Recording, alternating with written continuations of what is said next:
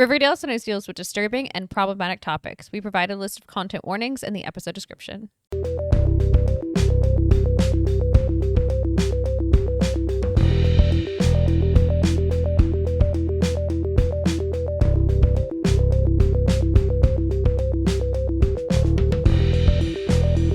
Hello and welcome to Dead Ends. I'm Emily. And I'm Brenton. And we have 2 new episodes of Riverdale for you. Yeah. We got a musical this episode. You were really delayed there. Yeah.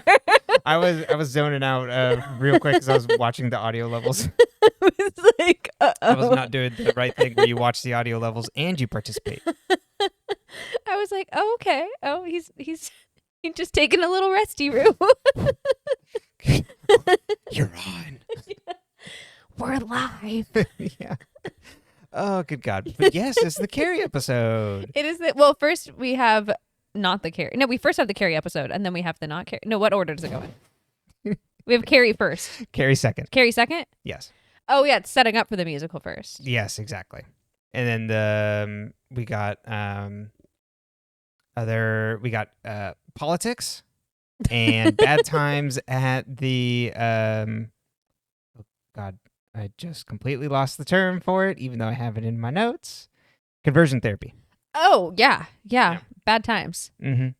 But yeah, I mean, you get a musical. Were you very happy to get a musical? I am. I remember the Heathers musical episode more. Spoiler, but not really, because the show came out forever ago, and you probably at some point online saw that there was a Heathers episode.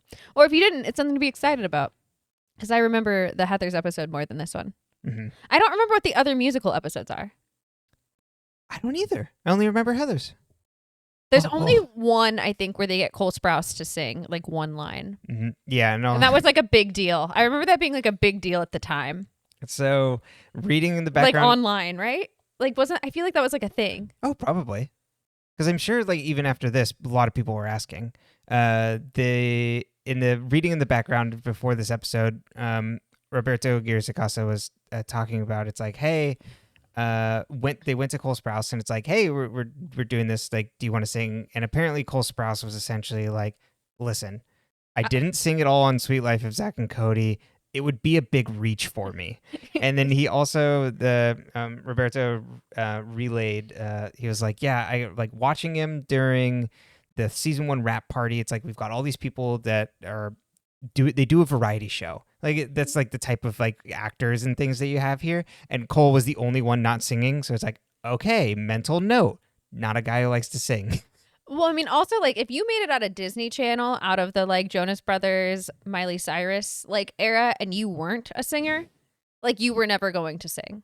You know what I mean? They made everyone sing. Yeah, they didn't put you in some sort of contract. Yeah. Yeah, they made everyone do it. Mm-hmm. So. But, you know, he had that twin privilege. That's how he got in. Exactly. They made Dylan do it. No, I don't think either of them sang. No. I don't know. I watched a little bit of Sweet Life of Zack and Cody. It was like one of those things that I was like, if it was on, I'd leave it on. But I didn't like, I think I kind of grew out of it or was like already aging out of it. Yeah, it was firmly in my I'm no longer watching kid show phase. Wow. Mm-hmm. So it missed me except for seeing it on at, I think, like my little cousin's house. Mm-hmm. So bits and pieces here and there. When you also didn't babysit. No, never like on my own. Like I babysat, so I watched that in Hannah Montana a lot. I watched a lot of Hannah Montana babysitting. Oh, there you go. Yeah, see, Hannah My Montana. like 2 to 3 year old cousin, when she broke her arm and I was babysitting her during the summer, we watched The Wiggles in Hannah Montana, which felt like a really oddly broad group, but I was like, whatever. Mm-hmm. As long as you're happy, kid. Right, yeah. It's 102 outside and we can't play jump rope because your arm's broken. So sit down and watch The Wiggles. Or Hannah Montana. She likes singing. I mean, you know, I watched many a thing on Disney Channel, and I also watched many a thing on Cartoon Network. So, you know, we contained multitudes as children. You know, you can watch Skeleton Crew for more details on that. All right, should we get into the cast for this week? Sure. Take us on a journey. We got a couple people. All right. So this week we have Azura Sky playing a Darla. Now, They really changed Darla. so I'm making a stretch here, and I'm like, you know what? This is the only Darla that came up when I searched Darla Archie comics, so we're gonna make this connection. Oh, but it might not have been the connection. I don't think it is at all. So on the left, you'll see Darla Lang, who is a superhero from Earth-MLJ, which MLJ is their superhero comics imprint. Got it. Also known as Darkling. And I just want to read you. It's one of those things, like, because I have no idea about any of this, that comics and superhero comics are just gobbledygook. Like, the mysterious Darkling first appeared during the Crusaders' epic battle against the combined forces of Eterno, the Brain Emperor, and the malevolent Legion of Juggernauts. I really love the names Eterno, and I love the name the Brain Emperor.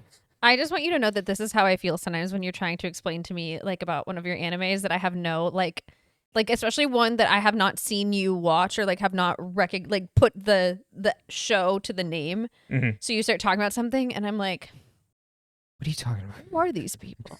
Is that the one with the sexy fox? Or like for those at home, that's Yu Yu Hakusho. And we will take the answer of Kurama, and also the announcer in the Dark Tournament has correct answers. It's all about what you like, but like that's how I feel sometimes. Mm-hmm. Well, she was serious without being overbearing. Darkling was a sensual woman with an appreciation for the paranormal. You can tell because she's got huge boobs. Exactly. Not that like all comic book superhero women specifically don't have huge boobs. Yeah. So. Oh, absolutely. It's yeah. Who is representing the itty bitty titty committee in the comic book world? Man, I don't have enough comics details to really pull this in here. Maybe Cassandra Cain. Okay. She's not like because I'm like, okay, who's not like an adult? And I think also maybe like Kate Pride. Who's not an adult? Who is an adult? Sorry. Okay, I was like, whoa. I'm usually thinking of, it's like you have the younger ones, which aren't, and then they aren't sexualized because they're children. Exactly, and then you have the older women that kind of look like this. Hopefully, yeah. But I think probably Cassandra Cain and Kate Pride. Okay. Cassandra Cain for DC. She's like Batman. Oh. Yeah. She's really annoying too. Okay, no. Wait, what? I said, is she as annoying as Batman? No, he's very moody. Yeah, so I've been reading... really polarizing on this. She's relatively new to me. I've been reading the recent Birds of Prey that's written by Kelly Thompson, and it's like she's kind of like self-serious, but not to the point where she doesn't understand things. So like she's like that person that's like this serious levity of the group that's really good to like play off of for punchlines. Okay. And then Kate Pride is part of the X-Men. Okay. Cool. That's who Elliot Page played in Days of Future Past. Yeah, that's no worries. Let's get back to I don't remember that movie very well. I remember seeing it. Yeah, we don't need to sit on that. But there you go. Well, and I'll show you comics and be like, see later. All right, but Azura Sky, just pulling some credits here, the ones I know. So was in the movie 28 Days, which is Sandra Bullock vehicle that apparently Viggo Mortensen's in, where I think she goes to like a rehab. Sandra Bullock and Viggo in one movie? I know. I'm like, was he the love interest? He must have been. We'll be checking that in a sec. She was also in the bad Hannibal Lecter movie, Red Dragon. Okay. Everybody should instead watch Manhunter for the better version of this story. Okay. On TV. She was in a show when she was younger called Zoe Duncan, Jack and Jane. And it went for like 24 episodes, like in 1999. She was Jane of that title there. Okay. Also in 2 episodes of Buffy, CSI Miami, 4 episodes of American Horror Story Murder House. So that's the first season, right? Mm-hmm. Yeah. Do you remember Fiona? She looked familiar, but I would have to like rewatch it. I don't remember a lot of the plot except for like the twist in air quotes. It's not really a twist, but fair enough. And then is also does some voice acting. So it was in Star Wars: The Old Republic and Killzone: Shadows Fall. Oh, yes, of course. Bumped the mic on our way to Sister Woodhouse, played by Beverly Brewer. I did not find either a funny enough analog or an analog for Sister Woodhouse. A lot of small roles, not like kind of like more one-off and more sporadic. So a working actor, but didn't really have any kind of like major roles for me to pick off of. Like very small parts in Scary Movie 3 and 4. Was also in the hockey movie Miracle. Anybody? Kurt Russell. It's about the Miracle on Ice when the U.S. team beat the Soviets. It was like a Disney produced It's like Cool Runnings. Sports movie. It was no Cool Runnings, but it was entertaining. Didn't they change the ending of Cool Runnings too for the movie? Isn't it different? Yeah, because they think they came in dead last in real life, and they come in fourth in Cool Runnings, even though they flipped the bobsled. So I don't know how that happens. Yeah, I don't think because at the end they put the bobsledder on the shoulders and they walk across the finish line, and I think somehow they said they come in fourth. Which you're right, you're playing with that, Disney. You know what? Cool Runnings, that's a good movie. I'll stand by it. She was also in 2 episodes of The L Word. Was in the television movie She Baked Just Desserts, which is part of the She Baked franchise. Uh-huh. And then also in some other TV movies, Love on the Slopes. And then Reunited at Christmas. Oh, Reunited at Christmas. I know. So there you go. There's our cast this week. I love it. All right, let's get to the summary then. Let's do it. Let's go break Cheryl out of her conversion therapy horror house. Yeah, let's do it. So this is Chapter 30, The Noose Titans, which Fandom Wiki says didn't have an analog of like a reference. I assumed it was like giving people enough rope to like, it's kind of like, you know, the phrase where it's like there's a collection of Dorothy Parker short stories that's called Just Enough Rope. Because, you know, it's like, it's just enough rope to screw yourself over, if you will. Mm-hmm. But so like, it's one of those. Thank you for cleaning it up. I don't know why. I was like, well, I can't say that. I can say the C word, but I can't. This is a family-friendly podcast. Thank you very much. It just felt cold. I don't know. But anyway, so I would assume it's like a similar like play with that. So it's like everyone just like, it's like the pressure is on. Yes, and exactly. And like as things tighten around them, like, you know, what happens. Mm-hmm. Yeah, who is the noose tightening on is kind of like the question of the episode. We'll keep that in mind as we get into the summary, everybody. So at the Sisters Quiet Mercy, Cheryl gets taken out of her cell to movie night where she's forced to watch a movie about the dangers of being gay and cries. But it's a dramatized. It's made for the show, so it's like starring like Kevin and Moose, so Casey Cott and Moose's actor that I'd have to dig through my notes. Well, and it's because she says she's imagining her friends. Like she's imagining her friends coming to like rescue her or being there or whatever. So she sees them and everything. Right. So like she would fill those in with like the people she knew were gay. Like it's because of what the narrative is. Right. I thought the like 50s style, like the way they filmed it was really like, I don't know, it felt really, probably not like authentic, but it felt really well done for like the comic style and how they would do this. Absolutely. And it plays real well in exactly like the type of what's the Dangers of Weed one? That's the one I know, but this kind of like old style PSA. Yes. Yeah. What's that called? Man, my brain is not working. I apologize. But hopefully, you know what I mean. There's a very famous one on the Dangers of Weed. I always think about the one with the guy who's flat. Okay. Well, that's a more modern one. There's like an old an old one, like Reefer Madness. There you go. I didn't know that. All right. So the student body president debates. So at the front we have our candidates, which is Veronica and Archie, Betty and Jughead, and then Josie and Reggie. Poor Josie. She had no one else to run with. Sweet Pea gives Jughead a softball on the South Side students, but Jughead is really just like, we need to all come together. And then Midge asks Veronica and Archie about their parents running against each other for mayor. Reggie and Josie also take the time to dunk on Archie around this question.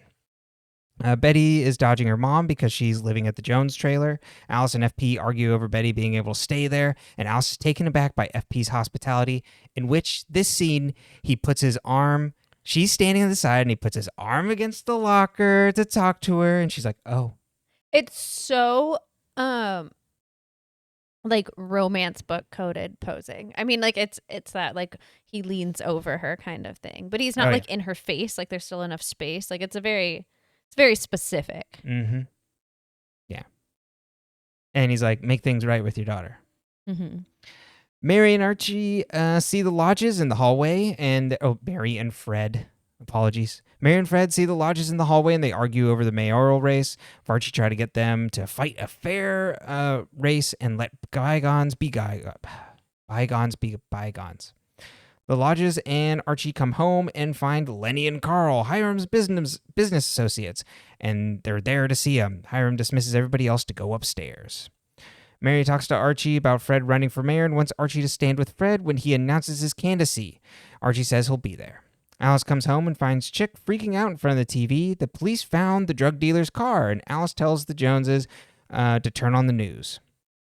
At Pops, the Jones and Coopers freak out. Junkyard people apparently dredged the swamp and found the car. FB tells everybody to act normal, and Alice tries to strong-arm Betty to come home, and Betty says no.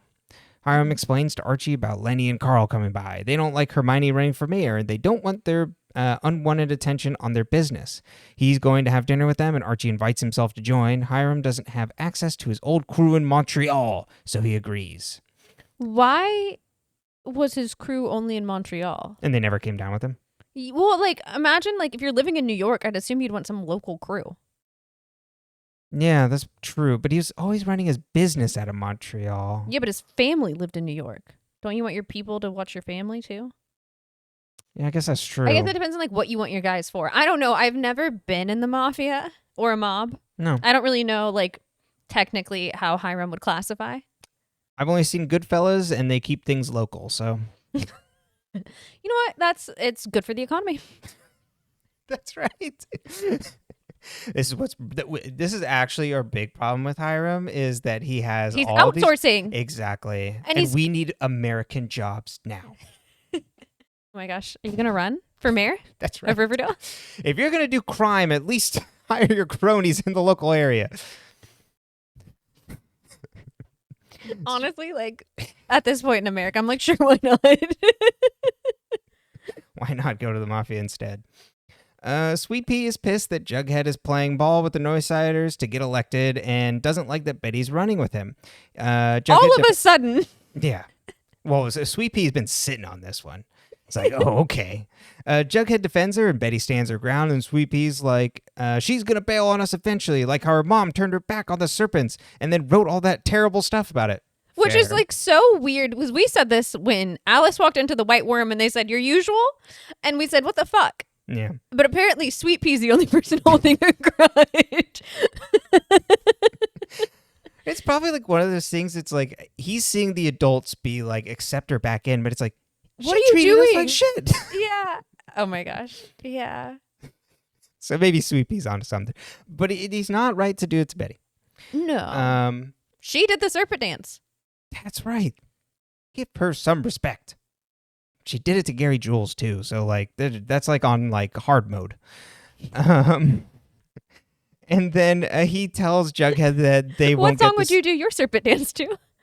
Did I ask you this when we did that episode? I can't remember. No, I don't know why my brain went, life is a highway. I don't even really like that song. Could you imagine? As I'm dancing around a pole to Life is a Highway. Okay, we have to buy a poll online now. The people want to see. For the fans. For me. I'm like, do your little dancey dance to Life is a Highway. Come on, what you do? Every year on our anniversary. Bridget puts on his NASCAR silk boxers and he dances. I was thinking like, it's like a NASCAR like Speedo essentially. Oh, or like a little like NASCAR suit you can unzip. What do they call it on Scrub? Banana hammock. Reggie talks to Archie about splitting the vote between them for the Bulldogs, and he's like, "Bro, that's not gonna happen." So they have an arm wrestling competition for it, and Archie wins. And then he's like, "You talked batted out my dad." Whatever. He gets mad about Reggie talking bad on his dad. Tony talks to Veronica and Josie about Cheryl being missing, and they're going to help her find Cheryl. So Sister Livingston talks to Cheryl about Jason and that hears that when she was younger, her Nana would switch them up, and is essentially saying that, like, oh, you have all these confusion feelings about, like, being into girls is because you were dressed up as a guy when you were young. And Cheryl's like, no, actually, like, any problems that I do have is abuse from my parents that has nothing to do with my sexuality. She's like, Nana Rose has always been partially blind. Exactly. And then Livingston says they're going to break her headstrong behavior and she'll be undergoing physical therapy until she's ready to listen. Hiram has dinner with Archie working alongside Adams and Andre. Oh, wait, he has the dinner with Carl and Lenny. And then Archie is standing next to Adams and Andre like, yeah, we're the tough guys. They did such a good job of making KJ Appa look like the tiniest guy in the world. He really is. He's so, it is funny because these, who knows how much older like Andre is and stuff, but they look like men. And then there's like KJ Appa. Carl and Lenny want 25% of the prison profits for Hermione to run for mayor. They turn the tables and say the Montreal and New York. Well, okay, here we go. You know what? I forgot in my notes. Montreal and the New York boys. So they have New York boys. Work for them now. We apologize. We'll back off on our campaign from attacking. Well, but what about in Riverdale? Well, they're new in Riverdale, so maybe, I don't know. I guess he didn't start his enterprise there to bring his boys over. They talk down to Archie, and he approaches the table and threatens the two of them, and then the two of them laugh at it, and they're like, oh, you nearly had us with that joke. And then they ask Hiram to consider their offer. Afterwards, Hiram tells Archie he was a mad dog in there, and tells him if he's going to threaten people, he has to be prepared to back it up, and Archie agrees, and Hiram goes, good boy. Betty is annoyed at the serpents and worries about the car. Jughead wants to investigate the car, and then they meet with Kevin at Pops to ask about the car under the cover that they're looking into, like, polluting in Riverdale. Kevin says the car was claimed by the owner that morning and cops are now looking into who stole it. And they're like, owner. Alice yells at Jughead and Betty for looking into the car with FP and Chic at the trailer with them. Chic says the dealer never had wheels before. Betty says the dealer had a bad relationship with an old ex named Darla and they think it could be her car. Chic says he didn't really know her. Alice tells Betty she has to come home now. Chic says he'll get a place and leave. Betty says fine. Alice says none of that. You're coming home now, and makes FP back her up. Cheryl moves around. FP just leaves the room. He's just kind of like. Cheryl moves around bags of fertilizer in the basement. Sister Woodhouse comes down and is like, oh, you actually stacked them in the wrong corner. They need to be over there. You really need to listen. Tony and friends grill Penelope about Cheryl. Josie says she'll pull in Sheriff Keller unless she tells him the truth. And Penelope's like, well, she displayed deviant behavior. And then she sent her off to an institute and then shows Josie the sketched photo that Cheryl drew of her. And Josie is shocked. And Penelope's like, yes, I was worried that she might hurt you, and asks the group to keep the matter quiet. So after this, Josie is shaken and runs off and tells Tony and Veronica she's out for what Cheryl did to her. I mean, honestly, like, if I found out that one of my good friends gave me a pig heart and was drawing pretty pictures of me, I'd be like, wow, you're really dedicated. Yeah, thank you for getting this pig heart. In this town, like, that's the least weird thing we've seen. Fair enough. You know what I mean? Kids are joining biker gangs and... they're joining alt-right gangs. Yeah, and Archie's starting, like, boy alt-right gangs. And I'm just like... changing costumes on them, too. Just like... what's a pig heart? Tell your friend you love him. That's right. Betty's home and asks Alice to sign a consent form for her to get a serpent tattoo. Alice is like, no. And then Chic comes home upset along with Darla. Archie comes downstairs and finds Jughead and Fred working on Fred's speech, and Fred's like, Jughead is the best writer I know. And then Fred tells Archie that he appreciates that he'll be there at his announcement speech. Darla says Chic tried to call her to sniff out how much she knew. She says the dealer was a shitheel and she doesn't care what happened to him as long as she gets the $10K he owes her, and threatens to go to the cops if not. Alice says we can all go to the bank, and Darla says just one. And Alice is like, okay, Betty, you can go. And then Betty says, like, oh, it's not open until tomorrow morning. Veronica and Archie come home to the Pembroke and find Andre fighting a man in a ski mask. Archie runs after the man in a ski mask as Veronica tends to Andre's wounds. Archie tackles the assailant and finds it's Adams under the mask. Adams overpowers him and tells Archie to tell Hiram to take the deal. The lodges debrief afterwards, and Hiram says they're unprotected without Andre. They make a plan to stay on the low until they can figure out a long-term plan to stay safe. The next morning, Betty heads off to get the money, and Darla reminds her not to go anywhere else but the bank. Penelope leaves Nana Rose alone at Thistle House in a chair instead of her wheelchair while she goes out. Nana Rose crawls on the ground to get to the house phone and makes a call. At school, Tony gets called to the principal's office, but arrives there, and it's a call from Nana Rose. And then she tells Tony that Cheryl is nearby at the sisters, but gets cut off before she can get the complete name out. And then we see it's Claudius who cut the phone line, who doesn't show up for the rest of these episodes. Is he just like gone after this? It's weird. Betty goes to leave the bank and gets a call from Alice that the hostel manager is now at the house too. Alice tells her not to come home. Tony tells Veronica about the car. Veronica says there's the Sisters of Quiet Mercy close by, but I think it's just an orphanage. And Tony's like, well, who would know if they do conversion therapy? And they go to see Kevin. And Kevin's like, well, yes, it's one of the only places in the country still doing conversion therapy, but there's a way in. During Prohibition, the sisters used to run booze through a tunnel, and boys use that to escape and hook up in Fox Forest with good guys like me. And we could use it to break in. At the Coopers, Betty delivers the money. The hostel owner and Darla won't leave. The servants bust in the front door with switchblades. And Betty calls Darla's bluff on going to the sheriff, and Darla and the hostel guy take the offer and leave. Afterwards, the Coopers clean up, and Alice thanks Jughead and the serpents for helping. She apologizes to Betty and Alice apologizes to Betty and tells Chic that he has to go because he put them in danger multiple times, and Chic says he will. Archie and Veronica come home to the Pembroke, and Hiram asks to see Archie alone. Hiram tells him he plans on agreeing with Lenny and Carl's offer, and Archie says, you haven't told them you're agreeing yet, right? And Hiram's like, what are you thinking? Fred is upset that Archie couldn't show up for his speech, but tells Mary that he's glad she's there, and then he goes out and announces his candidacy for mayor. Archie talks to Reggie. They both agree with Hiram's jail plan. They're like, yeah, we both need to lock up more people. Two brightest, everybody. Archie wants It's really good, like how this show makes the dumbest motherfuckers the ones that are so pro this. And all the men. And it's like it's so interesting because like I feel like as a teenager watching it, you might not pick up on that. Not saying teenagers can't pick up on that, but like it would be interesting to see like what people got from it when they were watching it like in real time, especially if they were like a little bit younger versus like what they would get from a rewatch. Because like we get so much more from the rewatch, and we were like already fully fledged, mostly adults. Absolutely, yeah. We had most of our prefrontal cortex. Yeah, and then by the time we were later and really appreciating some later seasons, it was already developed. Brains were done. Mm-hmm. And now they kind of wish they weren't. They're a little done tonight for me. Archie wants Reggie to stand with him, and Reggie will get the bulldog. And Archie wants Reggie to stand with him, and if he does, he gets the bulldog votes. Tony and Veronica head off to bust Cheryl out. Cheryl does manual labor when the sister comes down to escort her to movie night. Kevin, Tony, and Veronica meet at the tunnel to get into the Sisters Quiet Mercy. Kevin will keep watching the tunnel while Tony and Veronica bust in. We see Cheryl pull something from her sock while she's watching another anti-gay film.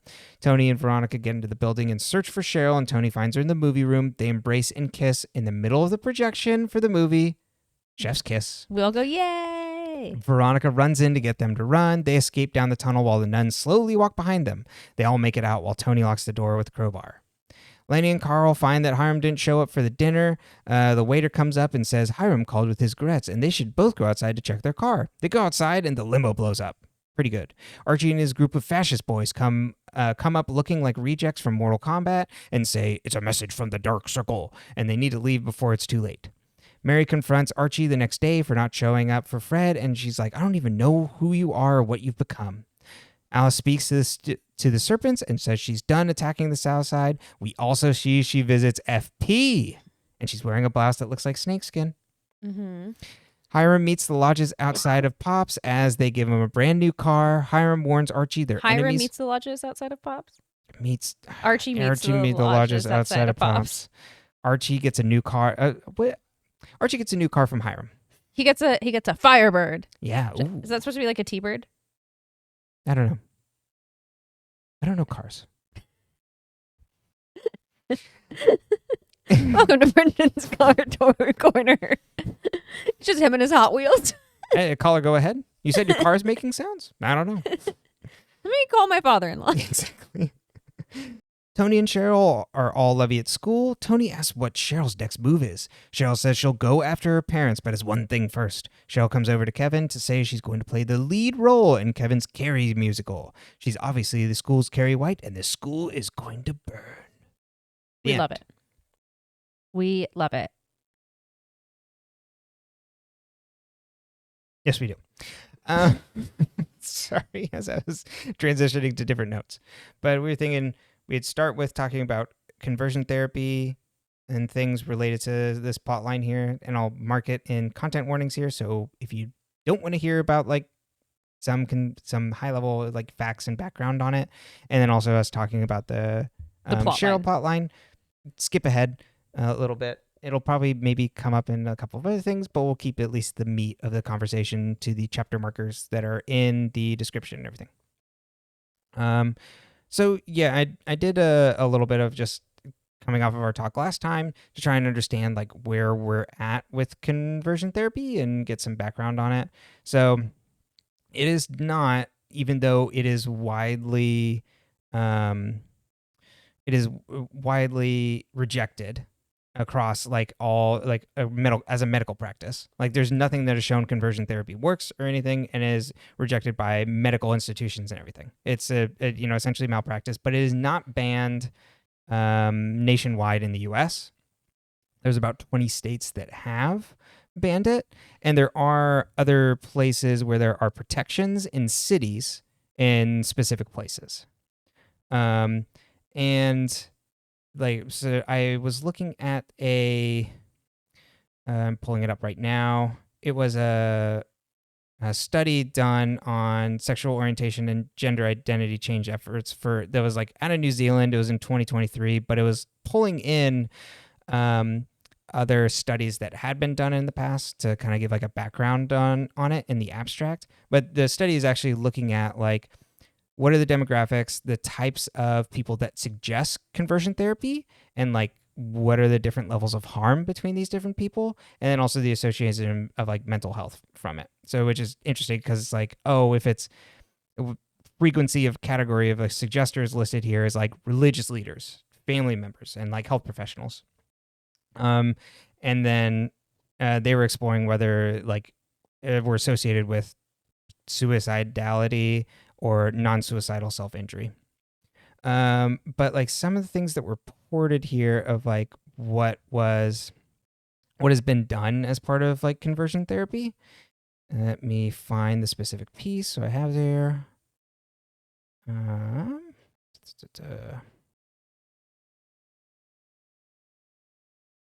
Apologies, I lost the part.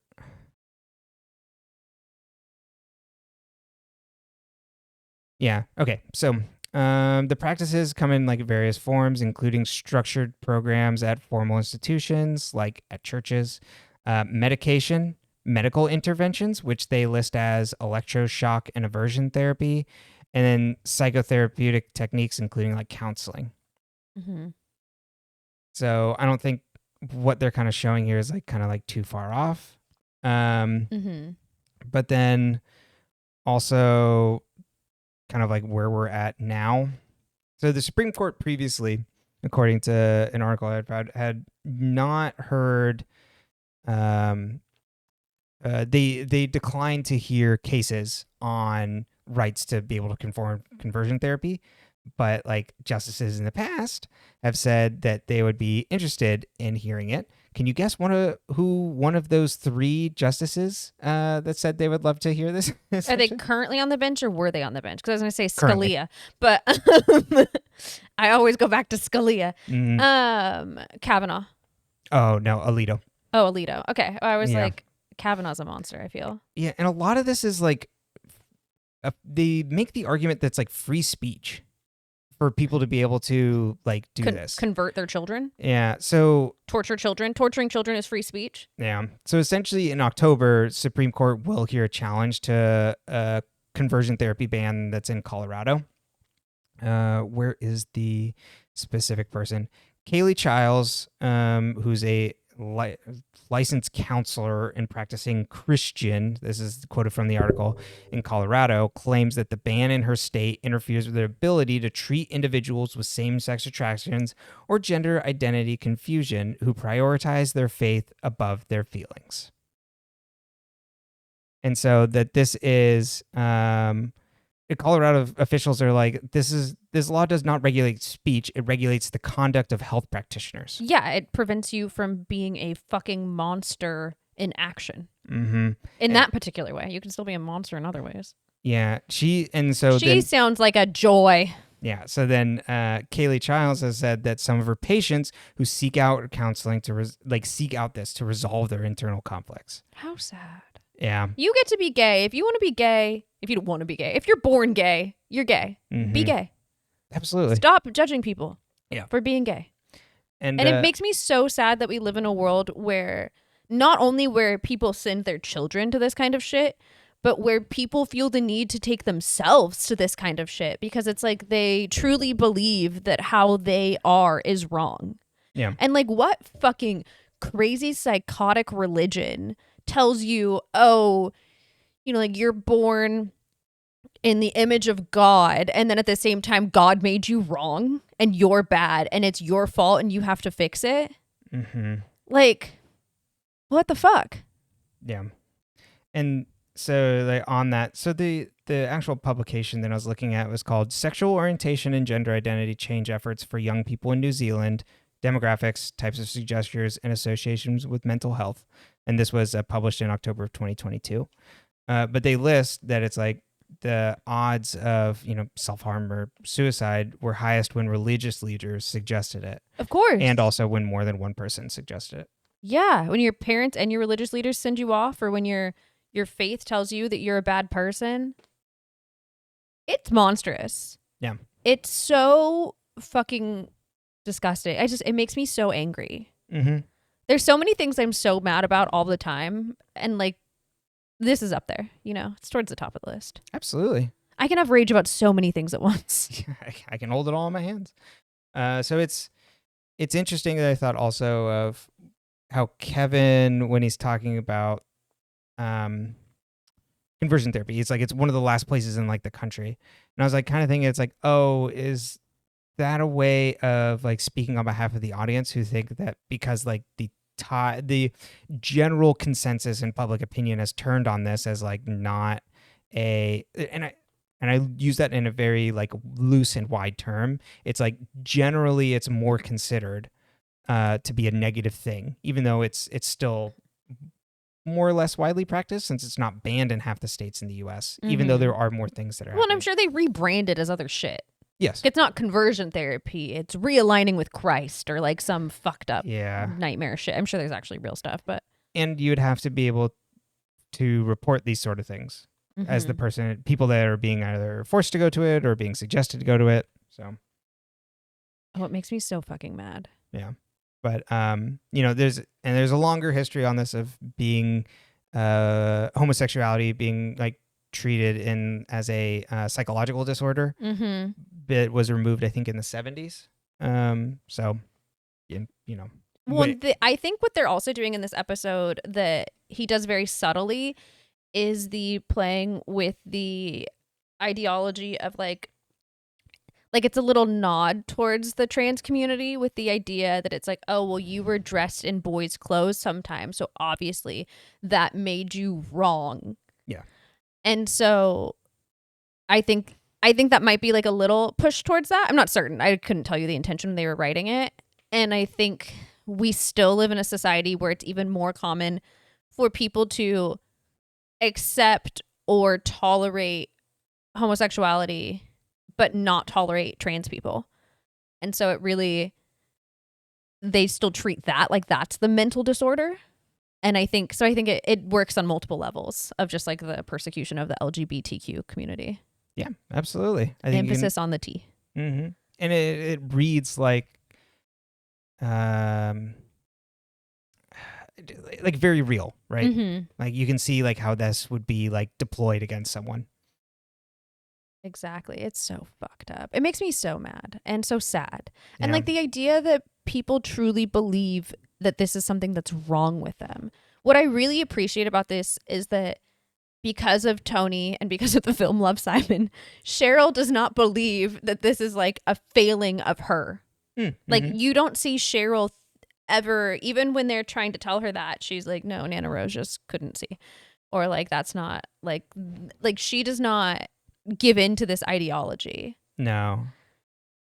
And I think what makes this at least episode more palatable, I think, to be able to watch it is that there are these things around Cheryl's time there, like watching the anti-gay film, which I think because you have like the other actors in there provides a bit more like levity of being like, oh, there's Kevin and Moose, like, and you know this, so you can see the more like where you can kind of find it more farcical now, like when you kind of see like old school, out of touch. You can see it as propaganda. Exactly, yeah, and just like, oh my god, like I can't believe someone would like actually produce this like realistic that way. But then also the focus for Cheryl and them becomes on trying to break her will before you're kind of getting into like what I think would be more explicit practices of like aversion therapy, which would be extremely comfortable and hard to watch. So I think it's just they're able to have this come across without it being like too heavy. And not saying that's like one way or the other between different things, because like I can understand the type of thing that does really go all in on that. But that's not this show. Exactly. That's not a CW teen show. At least not at this time or in this iteration. This show is not that, I guess, is the correct way to phrase that. Yeah.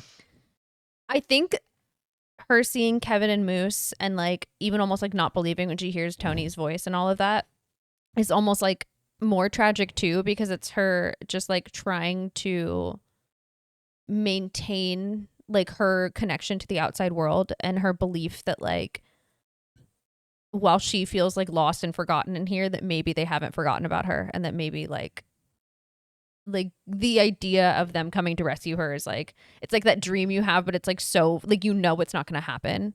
So the idea that they like fulfill that for her, I think is like really important in the episode. I think it makes it easier to watch too. Yeah. She gets out. Cheryl gets out. And I think that's important, and they don't get to break her spirit. And Choni rescues her. And she kisses Choni. That's right. Okay. I was like, I'm like, where are you trying to get to? In the middle of the projected anti-gay film. And you get a cool shot from behind the projection where they're just like in silhouette in front of all the other people that are like stuck at the conversion therapy. Yeah. It's really good. Very cathartic. And Veronica wears a really cute little like black catsuit. Oh yeah, she gets a very fun black catsuit. She gets a fun little outfit. Not that that's completely relevant at all to this, but you know, it's a fun it's part good of the scene. to know. Yeah. I like it. I also like the Veronica and Choni pairing. Yeah, I think really that's good. fun. And yeah, do you have anything else you want to add to the Cheryl stuff before we move? Oh, the final piece, I don't think the Josie stuff is worth the payoff in this episode. No, it's not well done. It wasn't worth it, and it comes off like they wrote it and then they regretted writing it. Yeah. That's what it comes off as. Or like we meant for this to come off as a different way than it did. But it just, yeah, like I said when that episode first came out, I don't like that. I think that it's a really awful way to represent like a character coming to terms with their sexuality, because I think you can have a relationship, like a friendship that is like one-sided more than a friendship to you, and not have it become giving them a pig's heart in a box. Yeah. Like, I think there is a way to do that, and to even have Cheryl maybe like even be like, oh, I think I like Josie, and Josie not reciprocating or something like that, or being afraid to tell her but like acting weird. Like, there were lots of ways to play with that, but that was not it. Completely agree. Yeah, I think there could have been something it would have been much more interesting of the, I'm interested in Josie, but like Josie doesn't feel the same way. So, but that's my final piece on that. Definitely. Okay, let's talk about Archie. Archie's Hiram's pet dog now. He literally calls him Mad Dog and then says, good boy. I thought that was really, he's got him on a leash. Yes. He doesn't have a noose, he has a leash. Mm-hmm. The leash tightens. Exactly. And then Archie creates his little white boy vigilantes. They're the Dark Circle. The Dark Circle. We need to rebrand, boys. Now let's pool our money. We need to get new masks. Well, to be fair. Or do you think Hiram funded it? Oh, I bet Hiram gave them the little outfits. Mm-hmm. I think it's interesting, but like Archie gets pretty boring for me at this point in the show because I'm just like, he's just stupid. Yeah, I think not boring as in like I think it's an important narrative to address, and as maybe that's part of our problem is that like people like me in this world we're like I don't want to fucking deal with people that are like this, but like it's just everywhere. I don't think that's a problem. I think you're doing just fine. But I think it's the things that are enabling this, like the right wing media and internet machine.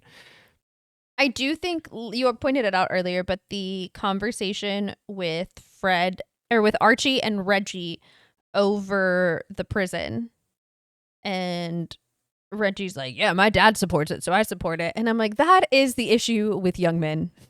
Mm-hmm. They are dumb as boards. Yeah. He's like, yeah, bro. And some of them don't get brighter. No. And then Archie, who differs from his dad, God at what cost? It's like they can't fucking see a good idea when it's in front of them. Mm-hmm. And Archie specifically has trauma around this because, like we've addressed before, the whole Black Hood thing, and he couldn't protect his dad, and his dad didn't protect him from it. And I don't know if there's like resentment amongst that. Like Hiram goes out of his way to protect Veronica, but Fred cannot go out of his way to protect Archie.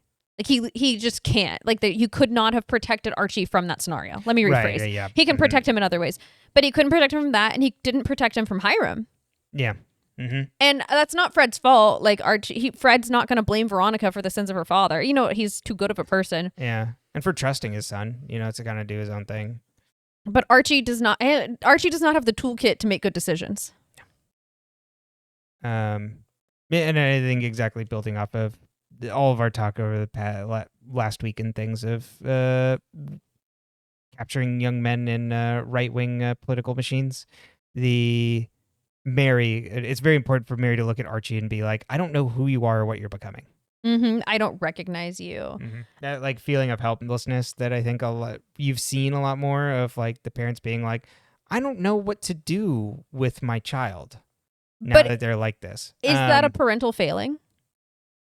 Yeah, it's a sticky situation. I don't know. You know what I mean? That's not me passing judgment. I think that the concept is interesting, No, absolutely. Yeah, I was just like, oh yeah, that's tough.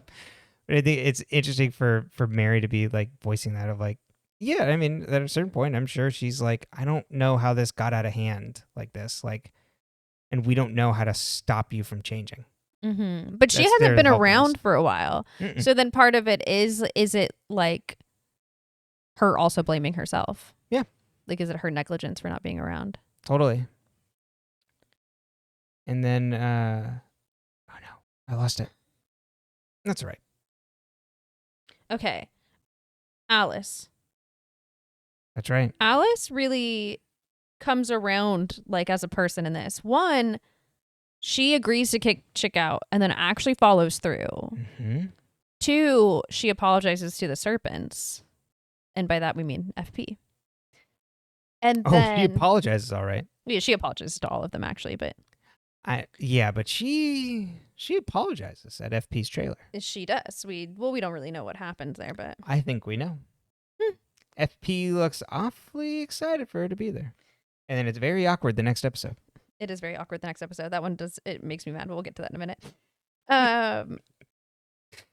But she also calls Betty when Betty's out and is like, don't come home. And that's the first time she puts Betty above Chic. Mm-hmm. That's the first time she recognizes, oh, I have absolutely ruined my daughter's life. Yeah. And I think that's really important. And I think that's what we get more of in the next episode, is she realizes that the child she's actually hurt the most is the one that stayed by her. Yeah. And she has like a really hard time with that. Mm-hmm. With the don't leave me. Mm-hmm. I thought that was just like really interesting. I will say my one question though is how did Chick survive this long? Because he is awful at all of this. He's so bad. Like he's like, and then I brought her home, and I'm like, what the fuck? Unless he's like actively trying to like coordinate the downfall of the Coopers. That's the only way you can. He's either extremely incompetent, yeah, but or it's gonna like, be his own downfall. yeah, maybe he just thinks he can squirm out of it somehow. I don't know, but it's really funny. It's very interesting. Mm-hmm. But yeah, we love Alice showing up. We do. That's really all I have for this one. Yeah. Do you have anything else you want to talk about? No, that's it for me. All right, let's jump into the next one. Let's do it.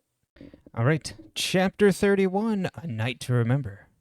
Now, instead of talking about what the title's talking about, we're going to talk about Carrie the Musical. Okay. But did you know that the Riverdale showrunner, Roberto Aguirre-Sacasa, was previously known for having co-written the 2013 Carrie film adaptation of Stephen King's novel? I did because you've told me this about 13 times. Yes. And I forget like every other time. But I remembered because of this episode. But Carrie the Musical was originally a musical by Lawrence D. Cohen and lyrics by Dean Pitchard and music by Michael Gore. I'm going to double check on that credit in just a sec, and you'll understand why. Because the original in 1988 was co-produced with the Royal Shakespeare Company, and originally debuted in the UK before coming over to Broadway, and it premiered at the Virginia Theater in April 1988. Do you think they did like a Macy's Thanksgiving Day parade? You know how they'll have like the new Broadway shows sometimes do like a little thing for the Macy's Thanksgiving Day parade? Do you think there's one for Carrie the Musical? Oh my God, that'd be really funny. I remember the one for Beetlejuice for some reason. I never watched the Beetlejuice musical, but I remember like the Macy's Thanksgiving Day parade little clip was good. So here's what I'm wondering is if they didn't, because it closed on Broadway after just 5 performances after it received savage reviews.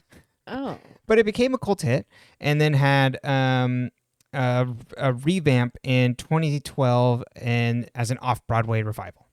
Okay. So panned on release, but became more of a thing. And then there was actually, while I'm looking up the Carrie musical credits to make sure I'm doing it by giving it the right person here, because I want to make sure I wasn't crediting the person that did the new version, the revamp. Someone might have worked on both.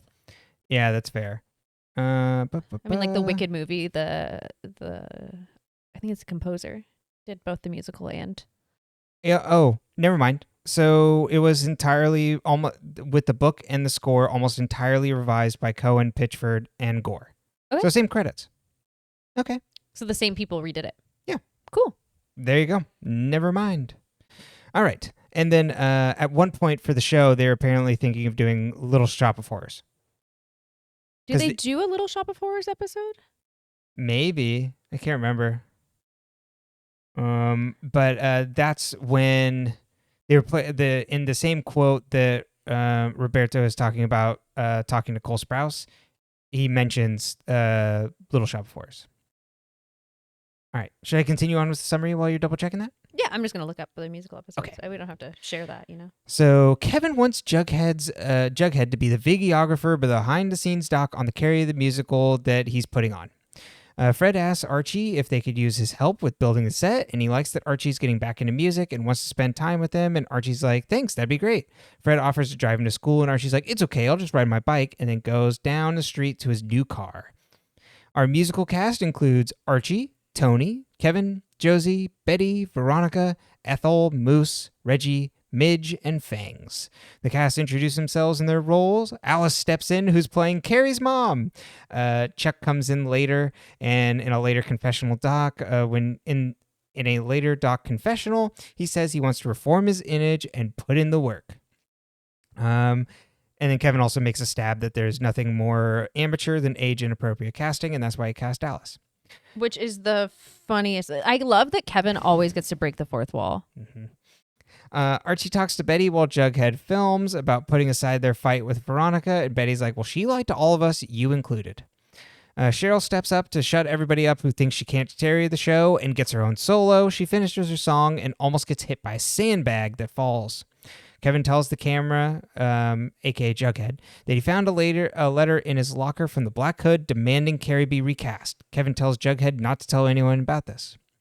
Archie asks Veronica to keep his car parked at the Pembroke because he doesn't want his dad finding out about it and him getting upset because of the bad blood between the Lodges and the Andrews at this point. And Veronica's like, oh yeah, that's fine. The Lodges wonder if Fred has a chance at winning. And Hiram says, we need to keep Archie distance from Fred. Jughead shows Betty the letter and says it's not the real Black Hood and compares it to the Phantom of the Opera, where there's like a fake person kind of like, I haven't seen Phantom of the Opera, but essentially they're saying it's like a fake person like sending these like notes. Doesn't he say something like someone hiding behind a mask, like trying to pull the strings or something? I can't remember the line. Oh, okay. I had took it as like there's like a false person on behalf, like trying to like either blame the Phantom of the Opera or something. No. I don't think that's the plot. Okay. I have not watched the Phantom of the Opera in literal decades, 2 to be exact. I think the last time I watched that I was probably 12. I watched the Emmy Rossum version. Oh, well, there you go. I think. 12 or 14, somewhere in there. Yeah. We'll come back around on that as well. Okay, Betty thinks maybe a girl sent the letter.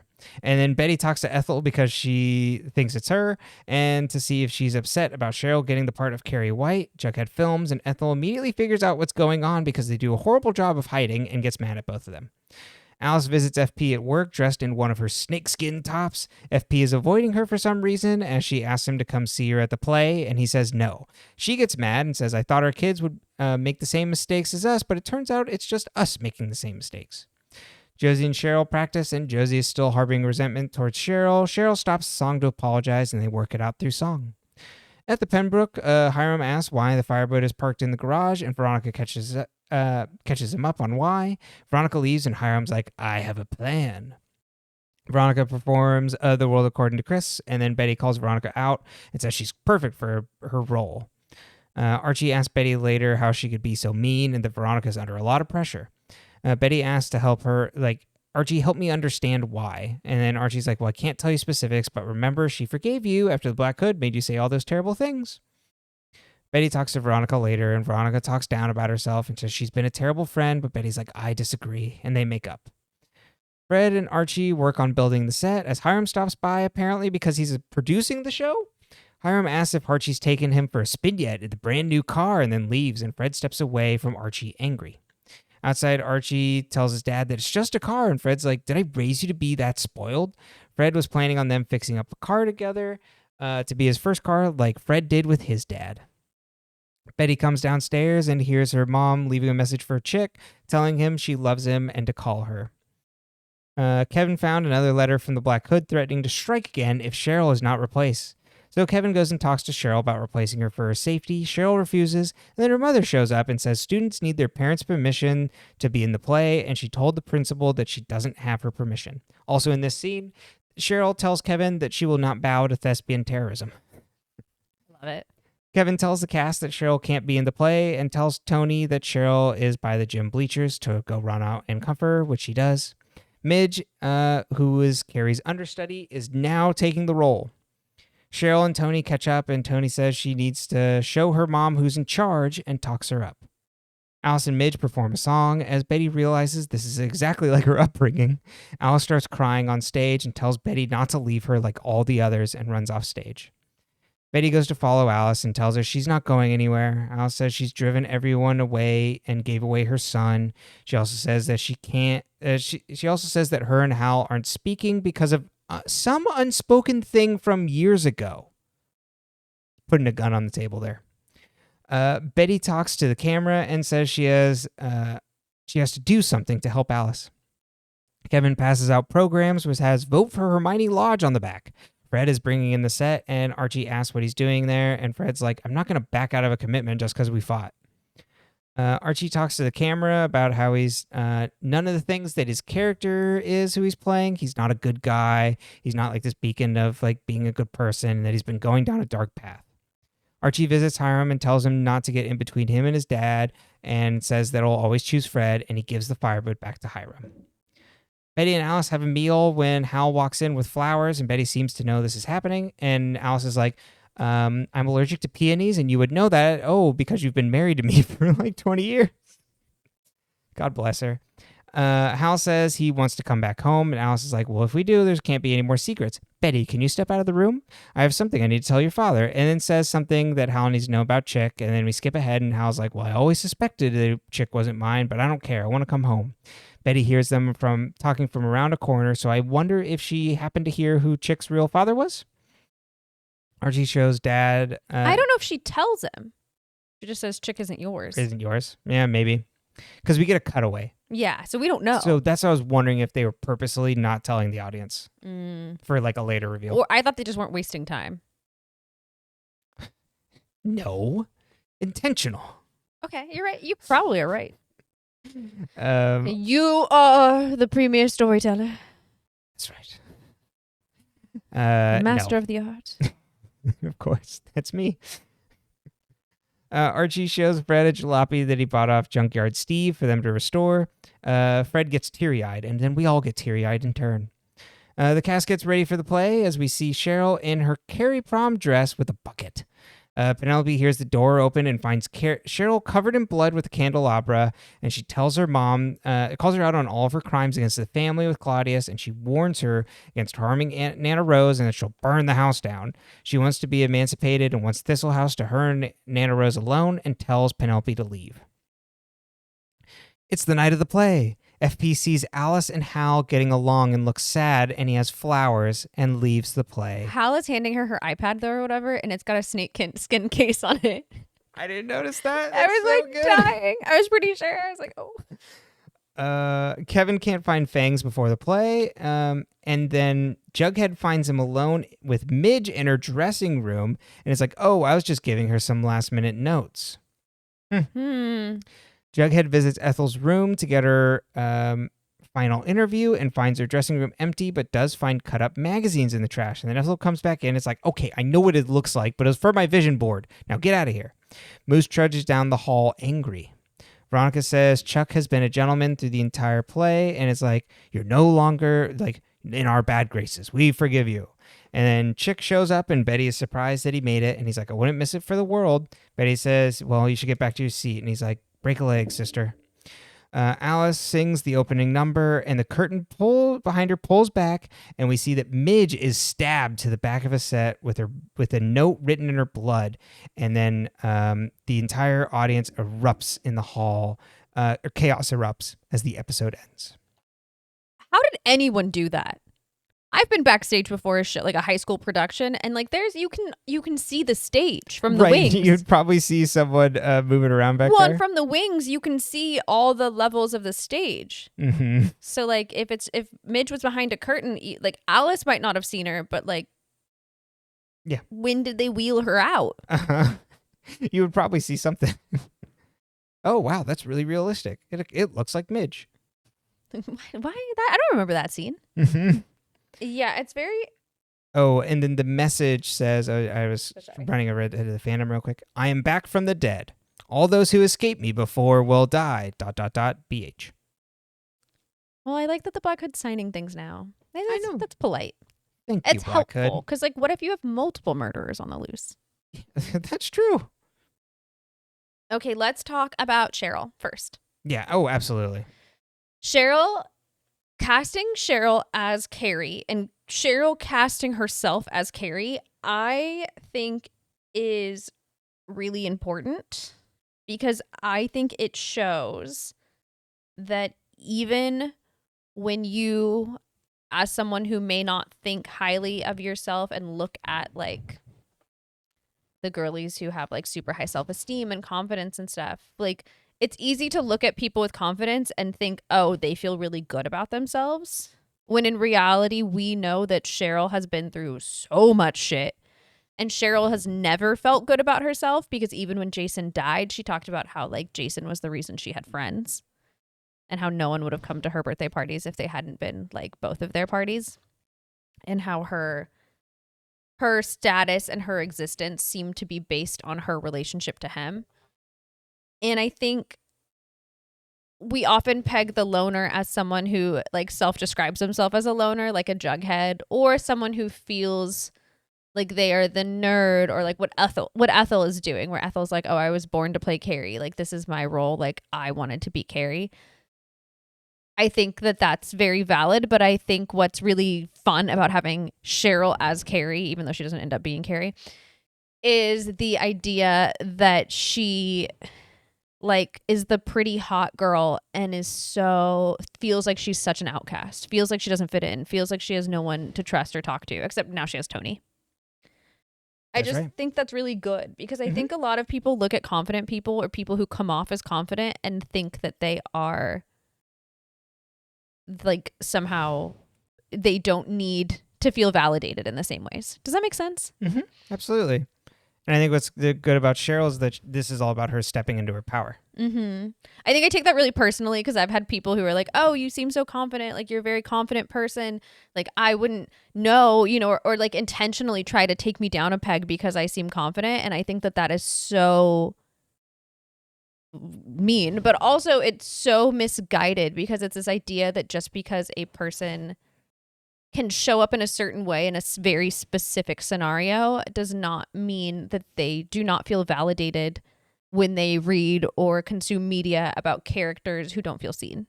Mm-hmm. And it's always the nerdy girl or the girl who was bullied or the outcast. And like Cheryl is the bully and has been bullied. And I think that makes her more, I guess, like full dimensional. Like, there's more to it with that. So I really liked that. Yeah. The trauma expresses in different ways. Exactly. And has separated, like you're saying, separated her from her peers. And I think her being able to take that on the chin with her mother doing that and being like, fine, then I'm not in this play and I'm going to get my life back. I'm taking control again. And like Choni, like holding her hand through that, I think is so important, because I think Cheryl's had to do everything up until this point on her own without Jason. Yeah. With like, once Jason was gone, Cheryl had to deal with his death. She had to deal with her father's death. She had to deal with the mess he made. She had to deal with her mother. She had to burn down her house. I mean, she didn't have to, but she did. Yeah. She did. She had to burn it down. Do what you got to do. And so I think her doing this and her covering herself in the metaphorical pig's blood is like it's really good. And like, it's really important, because it shows like a lot of that, and like how she currently feels comes from herself. Mm-hmm. Like the way other people have made her feel influences how she feels about herself. And that Tony's like, you don't have to live that way. And you get to reclaim who you are. Mm-hmm. Absolutely. So I think it's really important. Yeah, no, I think it's great. I also think then... It's perfect person to put at the center. Then skipping Ethel to go straight to Midge being Carrie is so good, because it solidifies also how Ethel feels so overlooked, which is, I think, part of Carrie's narrative, kind of. Yeah, Carrie's really bullied, though, right? Yes. So Midge feels so overlooked that they literally overlook her for the role that she has actively wanted. Yeah. I think it's a really like interesting thing to do with her. It really solidifies that how she feels is fairly accurate. That she feels overlooked, and she is overlooked. My problem with it is that I think the show actually overlooks Ethel, because I feel like her only characteristic is that Ethel is overlooked and is often a victim. Mm-hmm. And I don't think because Ethel isn't one of our main cast. Mm-hmm. So there's no investment in Ethel as like a character. There's not a lot of character there. Mm-hmm. So I find what they do with her here, it's like, okay, like it's frustrating in terms of being like, oh, and then also having Betty and Jug, like they're trying to play at being like, oh, she would be the one that'd be upset. She's kind of like the overlooked loner. Mm-hmm. And it's like, but that's all. She's just kind of like a punchline. So it's like, okay, all right. I could do a whole lot less without this. I think it's because they needed someone to give motive to. Like, I do think she's a plot device. I agree. Yeah. And I think it's also because they didn't want to kill Ethel. Oh, yeah. No. Did Midge die? Yeah, she's dead. Okay, for sure. So that's why I was like, oh, I have to like do Midge at some point this season before she's gone. I forgot. I couldn't remember if Midge died. I think I maybe only remembered when I was looking up characters. And I was like, oh, right. I didn't remember how she gets killed, but I remember she wasn't on the show after a certain point. I also think it's fun too to have these two very different characters like resonate in the character of Carrie and to show that they have so much in common, but not give them the space to connect on it. Mm-hmm. Like, which, I mean, it makes sense because Ethel makes a comment like in front of Cheryl. You know what I mean? Like it would be awkward for Cheryl to be like, we have so much in common. Like, girl power. Tony does it though. Tony does it with Cheryl. Mm-hmm. Yeah. But Cheryl's not there as a character. It wouldn't work. No. Cheryl's not there to be reaching out to people. Mm-hmm. Like she's, Cheryl still has her fault. She is still calling Jughead a welfare baby. Exactly. And like Ethel's in a pretty, not the same situation as Jughead, but we kind of get the picture that Ethel's after her family's like crises is not in the same standing as a lot of the other students here. Correct. But it makes sense that Cheryl insults people with her words because her mother calls her nightmare child. Yeah. She's like, what do you want, nightmare child, basically. Mm-hmm. Yeah. I also think it's interesting because, like, Carrie, from what I read and from what I've gleaned, if you will, it's like the religious mom aspect that they really portray in the show. But I'm also picking up on what they really portrayed in the show. So, like, if that's not accurate to, like, actually how they perform Carrie. Alice Cooper performed it this way. It's a very religious mom, and, like, then this girl who like is a loner, and the mother's trying to like meddle in and fix her life almost in a way. And so I think that works very well for where we are currently. Yeah. From my understanding, well, no. She's not as portrayed in the more forgiving light that we're given of Alice. Well, I think, because I think Alice takes it and warps it, which I think Betty then watches her life flash before her eyes as Alice starts singing at her during rehearsal. Yeah, like, uh-oh. Oh, God, mom's having a minty bee. I thought that scene was really interesting, and that she's like, Betty, don't leave me, and Betty came home. I mean, Betty had never left her mother. She said, I don't want to be around Chic, and if you're choosing Chic over me, then that's the problem. Mm-hmm. But Betty is like severely parentified in this. Like, it's so the roles have been just flipped on all these children. Right. And the emotional needs of her mother are just too great. Mm-hmm. It is. I like having Alice in the middle here. Yes. But yeah, like you pointed out, Betty having her life flash before her eyes of like, Mom, what are you doing? Alice and FP. We had something, and then FP does my least favorite thing that men do, which is, well, now I'm going to be weird about this. You know what irks me to no end? Many things. But it's true. Mm-hmm. But what irks me is when men love to talk like, oh, women get attached or women change once you like get with them or yada yada, except they usually say like females because they're toxic and weird. But it's like, you are always so fucking weird after a woman sleeps with you. Show me a man who's not a weirdo, besides the one I'm married to. Thank you. And we had to work on that. You weren't quite like that. At FP's big age? Oh, yeah. Not as a fully fledged adult, for sure. I was like, we don't have a high schooler. Yeah. I think it's one of those things that it drives me nuts. But I do like that Alice calls him out on it. She's like, oh, okay, we're going to make the same mistake again. Right. And then Hal shows up and we all go, boo. Yeah. Because who wants Hal when you can have FP? Betty's like, I know what I need to do. Bring Hal back into the picture. No. Let your boyfriend's dad date your mom. Yes. Let your mom date your boyfriend's dad? Yeah. Either way. It's weird, but it's not that weird. Not in teen television. Yes. This is like par for the course. Yes, definitely. It's still weird. It's still a weird thing that happens all the time. I'd have many nickels.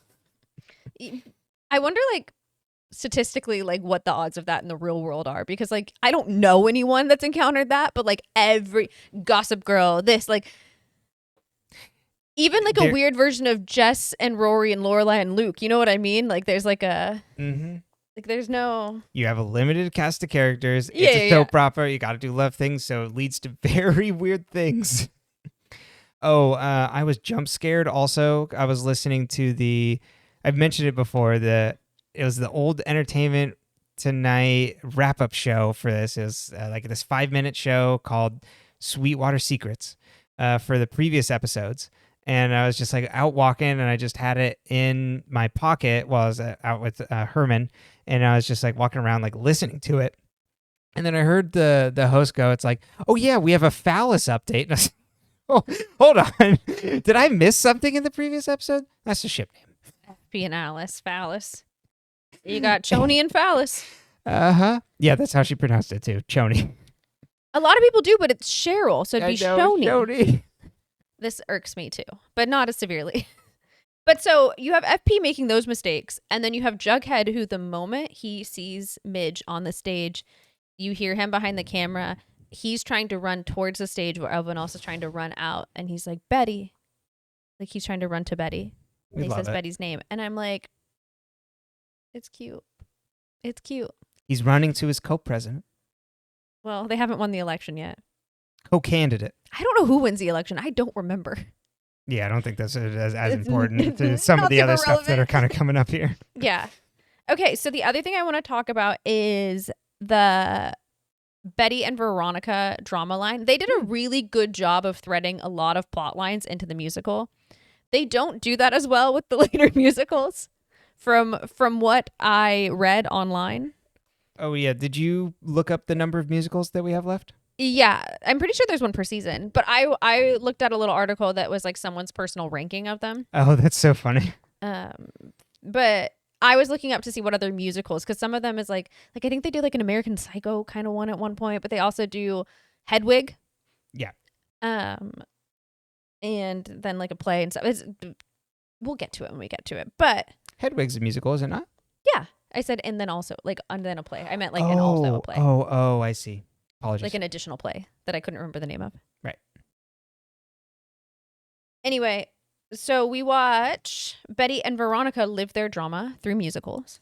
And then I really like that we go from like a song number that was supposed to be like Betty and Archie being in love, and we take it and we make it about Betty and Veronica and them like rekindling their friendship and apologizing to each other. I will say I have some issues with this concept. Not the song, but how the execution. Okay. Not of that scene, but what leads to it. Because Archie's like, you need to be nicer to Veronica because you don't understand what she's going through. She lied. She lied to you. You're allowed to be upset when someone lies to you. Mm-hmm. You're allowed to forgive people if you want, but you're allowed to be upset when people lie to you and when they're trying to manipulate you. And you're allowed to have all your feelings. And that Archie's like, you don't understand. Like, you did those horrible things with the black hood. And it's like, yeah, a murderer texted her, telling her, manipulated her. And Betty said, a murderer, when she came clean to Veronica, she said, a murderer manipulated me and told me that I had to say these things. So I did. And I broke up with Jughead and I did these things. Like, she owns it. Veronica's not going, my dad's an asshole. And so therefore, I was asked to lie to you all because he wants to run a for-profit prison and Archie's on board with it. Say some really mean, hurtful things. Cover for your parents starting a for-profit prison on the grounds of a high school. The remains of a high school. I don't think they really stack up the same way. At least Veronica's self-aware, though. Veronica's like apologizing before Betty goes into her, like, you don't have to apologize, which I appreciate. Mm-hmm. Then we have Hiram trying to get in between Fred and Archie. And he makes a bad move. Overplays his hand. And I think this fits more with the theme of the last episode, where it's like Hiram has officially, like, he's making too risky of moves because he's overplaying his hand and he thinks he's got his dog trained on his leash. Mm-hmm. But he crossed the line that he shouldn't have crossed. Mm-hmm. The Firebird. Mm-hmm. And it's such a like naked manipulation too of like, oh, Archie, did you tell your dad? I think that the car for Fred and Archie the car for Archie is a physical embodiment of his struggle between Fred and Hiram, and that's why he can't keep it at home or look at it like that. Yeah. Like, he can't let Fred see that he's picking Hiram And when Hiram tries to force him to play his hand, he refuses then to give in because he removes his option of choice almost in a sense. Yeah. I just think it's a really good it's like physical embodiment of that. And then him choosing to go get like the junkie car and build it together. It's like, okay, like he's made his choice. Mm-hmm. And it's the embodiment of his shame because he deep down does know that what he's doing isn't right. Mm-hmm. So that he hides it from his dad and stuff. So when Hiram finally pushes him, it's like, oh, you're finally making me confront these negative feelings. I think the final straws for Archie are that when he fights with his dad still shows up and he says, yeah, I'm still going to show up for the kids. Like, I'm still going to, I follow through on my commitments. Even we had a fight. I'm still going to follow through on my commitments. And God bless him. When Archie is having his little self-reflection, video confessional with, Jughead. I wanted to call him Cole Sprouse, like twice. Which Revert back. Yeah. And he's like, Kevin thought he typecasted me, but he didn't typecast me well. I am not the person that he thinks I am and that everyone seems to think I am. Like Veronica thinks I am. Like I'm a bad son. I'm a bad person. And I think that forced self-reflection is what kind of finally breaks through the Archie ice. Mm-hmm. Will he stay this way? Both head tilt. We were like, I don't know. We're like a beagle or a Labrador. We're like, oh, now I'm getting self-conscious about it. I did it perfect the first time. Keep doing the opposite way. Yeah, it's okay. You can do whatever you want. I think this episode also obviously is like heavy on forgiveness. Mm-hmm. It's a lot of repairing. Catharsis. Mm-hmm. And catharsis is probably a better word for it too, because it's like Cheryl getting what she needs, like her revenge in a sense. Fred finally, his son, showing up in the way he wants him to. Archie choosing his father over Hiram. Betty and Veronica making up. Not FP and Alice, though, because we can't have everything go right at once. But then the others also forgiving Chuck. Chuck being cast as the villain in the musical and then being like, I'm trying to be a better person, but like someone's got to be the villain, right? It's so random. It is. It's like we had to forgive Chuck. And I don't really think we do. No. I don't necessarily like that Veronica's like, you know what? We're going to forgive you, Chuck. Because this man tried to basically create almost like revenge porn, but like PG-13 of you and like slut shame you. And not that you should ever slut shame someone, but she didn't even fucking sleep with them. Yeah. And so it's just like, I would never forgive this man. But that's just me. He can be a better person. Like, I think you are allowed to witness someone change and be grateful they changed and still not forgive them or allow them or allowed to forgive them, but you don't have to allow them to exist in your orbit or in your life. I mean, I don't know how often they interact, so I don't know if it matters. But I just think about that. I don't think that's always a good message. Like, I think it's important for people who do shitty things to repent and change, but at the end of the day, they should be doing that because they need to be better people and not because they expect forgiveness. Yeah, absolutely. They did not need to absolve him in this episode. Yeah. They could have just been like, okay, like, I don't hate Chuck anymore, but like, I'm not gonna like let you back in and be like buddy. We can get through this play together. I didn't mind what they did with the Josie plotline with Chuck because I thought he did not hurt her. So like, while she could hold a grudge against him for things he did to other women, and we'd support her in that, if she chooses not to, that's also her choice. And how does that reflect on her, and how does that reflect on him? And like, if he really has changed, then it gives some credibility to that. Yeah. But I just think, I don't know, it wasn't necessary. It doesn't need to come from Veronica and Betty. No. Or Veronica in this case. I mean, Betty co-signs, but Veronica says it. Betty's like, yeah, remember when I stepped on your head in a hot tub? Mm-hmm. Could do it again. Mm-hmm. But I think those are all my notes for this. Did you have anything else you really wanted to talk about? Just the actual musical aspect of it, I think it's pretty good. And I think, like you said, is woven into the story. I think what's actually fun about it is that it's like fairly not low stakes. What am I trying to say? It is put on like a high school play with like expensive production behind it. You know what I mean? Mm-hmm. It's mostly just our core cast. There's just like some background people. There's not a lot of like big cutaways to big like bombastic scenes for them performing the musical. It's usually them on play or like around the sets that we're familiar with, which I think is fun. But just doesn't land as like this big exciting thing to me. And maybe some of that too is like I don't think I was like super into all the songs. Like I think some of them are fun. I like The World According to Chris a lot. I think that might have been my favorite. But yeah, I wasn't like blown away by the music. That's fair. Yeah, like I said, I remember the Carrie episode the most. Now that I've been reminded of it, I kind of we just watched the Carrie episode. It's my bedtime. I remember the Heathers episode the most, and now that I've relooked at it, I remember the other ones, and I remember the Hedwig one kind of, and I remember there's like another one that's based off a play that now I can't remember. Where Betty and Alice have like a really like powerful duet, and so it focuses a lot on that. It like mostly takes place inside the Cooper house. Like it's a really interesting one, but it's later down the line. But yeah, so I thought it was fun. I liked the way they wove it in. I think it was a good episode of Riverdale. I don't begrudge it for being a musical episode. No. I think sometimes when you have musical episodes of something, you're like, oh no.